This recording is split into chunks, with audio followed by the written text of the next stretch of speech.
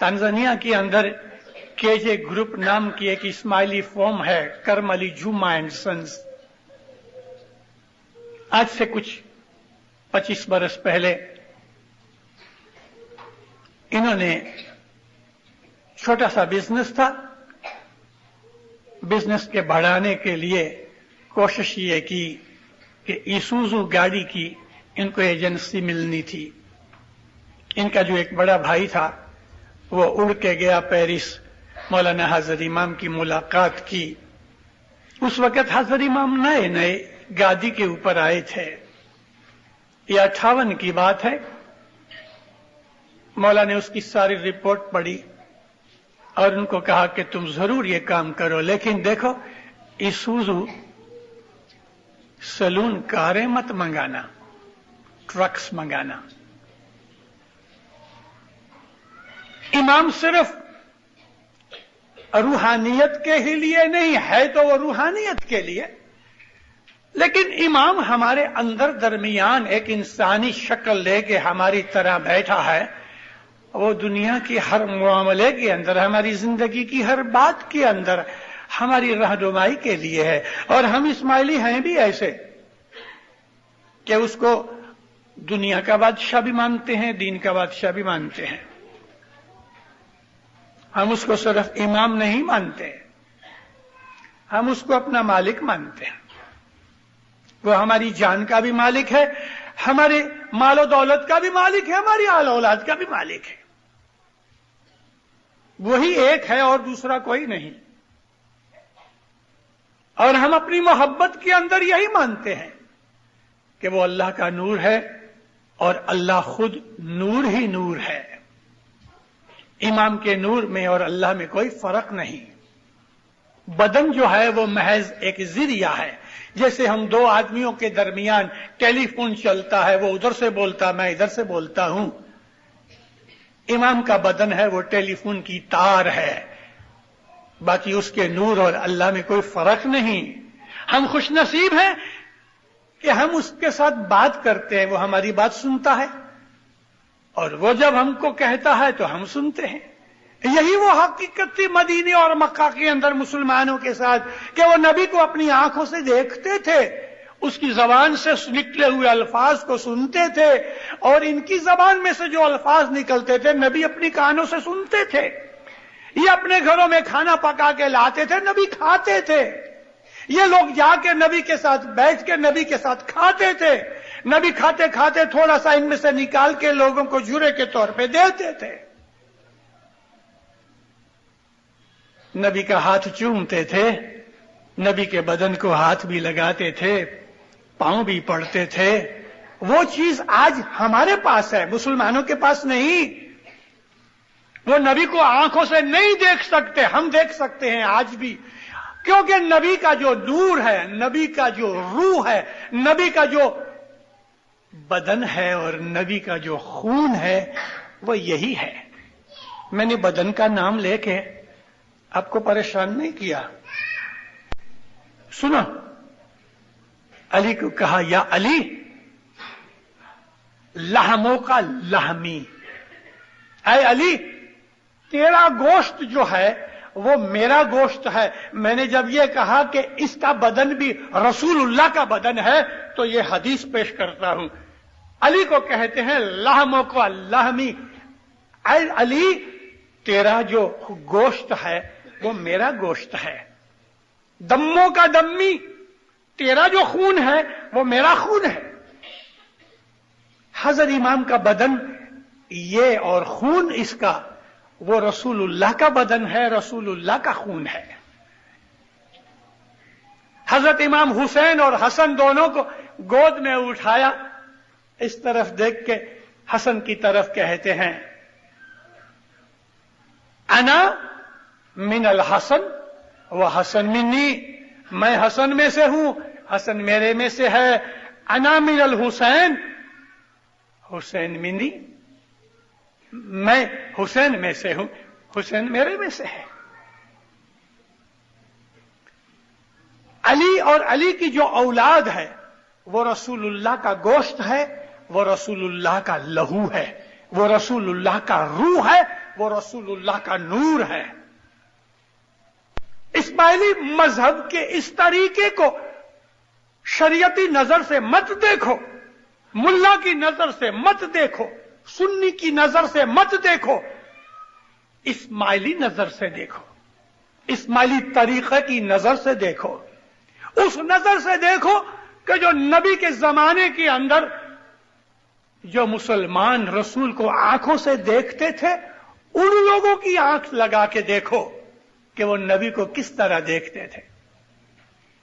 صبح کا وقت تھا، نماز پوری ہو گئی، کئی لوگ چلے گئے، کچھ اصحاب بیٹھے رہے۔ سنی لوگ کہتے ہیں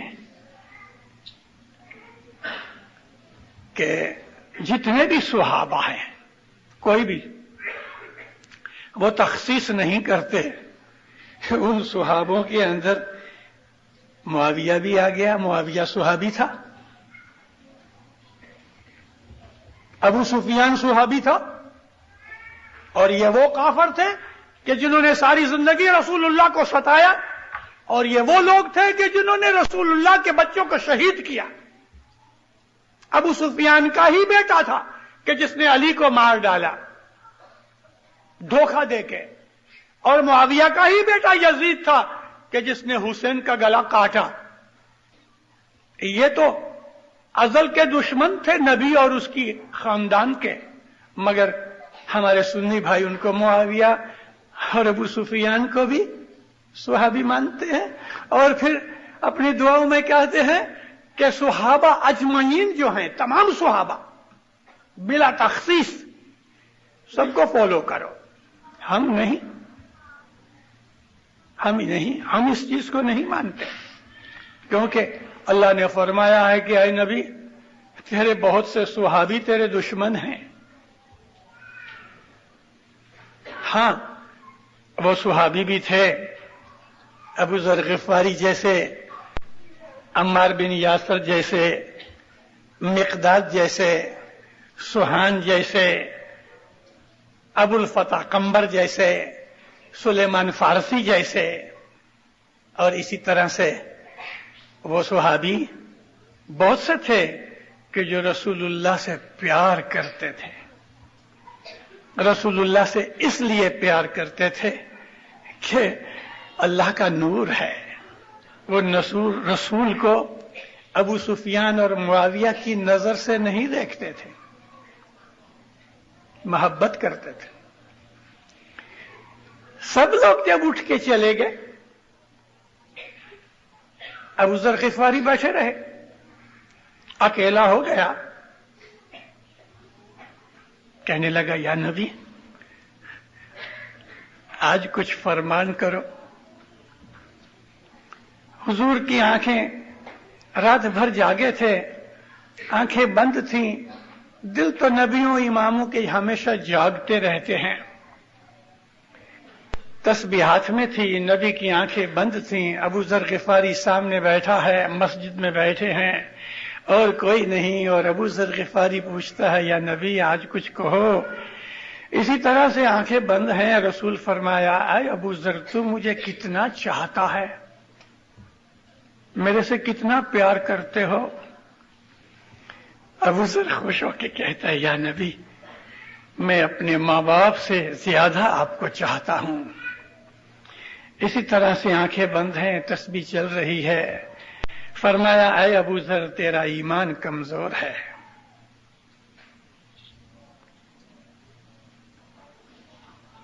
رونگٹے کھڑے ہو گئے، کیا میں ابھی تک کامل ایمان نہ بن سکا؟ ابو ذر غفاری کی کسی دن آپ کو بات سناؤں گا کہ وہ کس پائے کا انسان تھا۔ تھوڑی دیر چپ رہا، جب اس کی پریشانی دور ہوئی کہتا یا نبی میں اپنے ماں باپ بہن بھائی مال دولت رشتہ دار جو کچھ بھی ہے میں اس سے زیادہ آپ کو چاہتا ہوں۔ اسی طرح سے آنکھیں بند تھی، تسبیح چل رہی ہے، رسول فرمایا اے ابو ذر ابھی تک تیرا ایمان کامل نہیں ہوا، ہوائیاں چھوٹ گئیں، اوپر کی سانس اوپر رہ گئی، نیچے کی سانس نیچے رہ گئی۔ ابو ذر پریشان، میں نبی کو اتنا چاہتا ہوں